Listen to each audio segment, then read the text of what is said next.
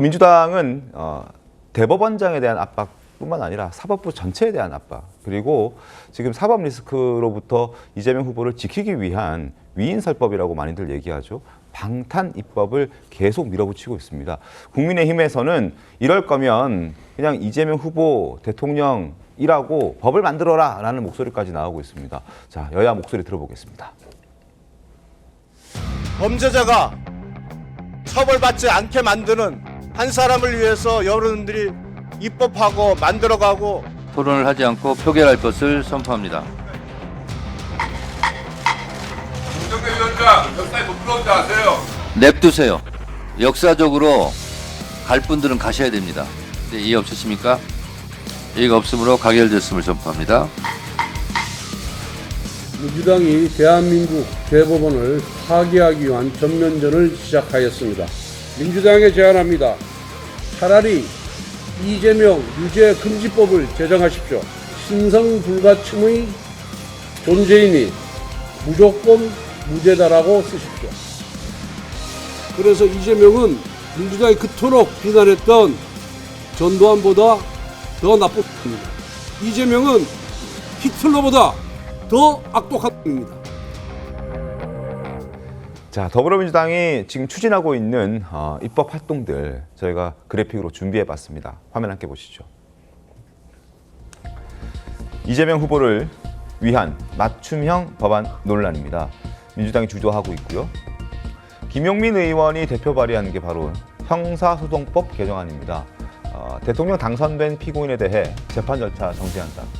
자, 지금 이거 소추라는 그 단어를 놓고 이게 재판도 포함되느냐 아니면은 검찰의 기소만 포함되느냐 논란이 있는데, 이거를 정리하기 위해서 김용민 의원이 발의했다라는 지적을 받고 있습니다.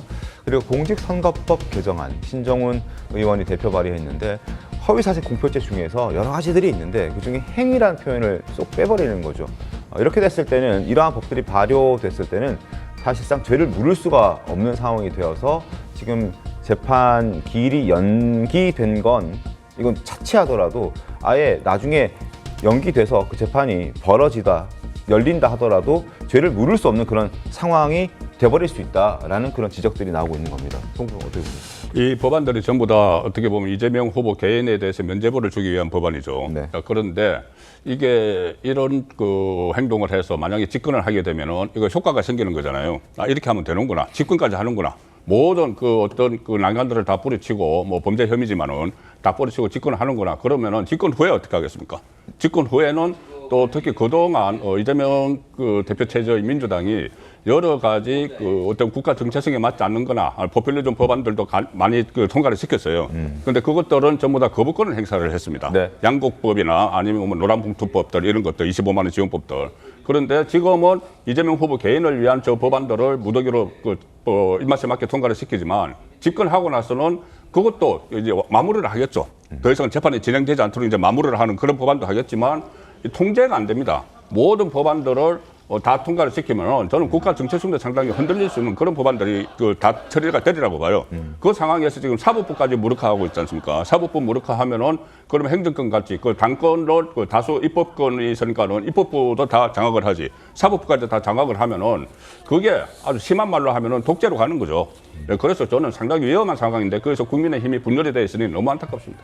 삼권 분립이 무너질 걱정이 지금 크다라는 지적들. 조윤선 변호사님 어떻게 좀 보셨습니까? 글쎄요. 저는 일단 우선적으로 말씀을 좀 드리고 싶은 것은 우리나라 헌법의 근본은 국민주권주의입니다. 국민주권주의의 근본은 근저에 있는 것은 대통령 선거와 같은 선거 투표권이라고 할 수가 있어요.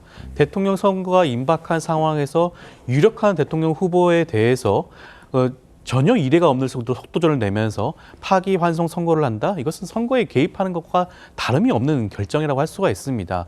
사실 이 절차만이라도 정상적으로 유지했으면 설령 파기환송을 됐다고 하더라도 민주당에서 어떻게 말할 수가 없는 부분이 있었을 거예요. 근데 굉장히 이례적으로 일주일 만에 파기환송을 선고하고 6만 페이지가 넘는 그런 소송 기록조차도 제대로 살펴보지 않았다는 얘기가 나오고 있고 100만 명이 넘는 사람이 그 로그 기록을 공개하라고 요청까지 한 상황입니다. 이것 자체가 국민들의 그런 투표권을 제한하는 조치에 대해서 국민들에 대한 반발이 얼마나 거센지를 보여주는 것이고요.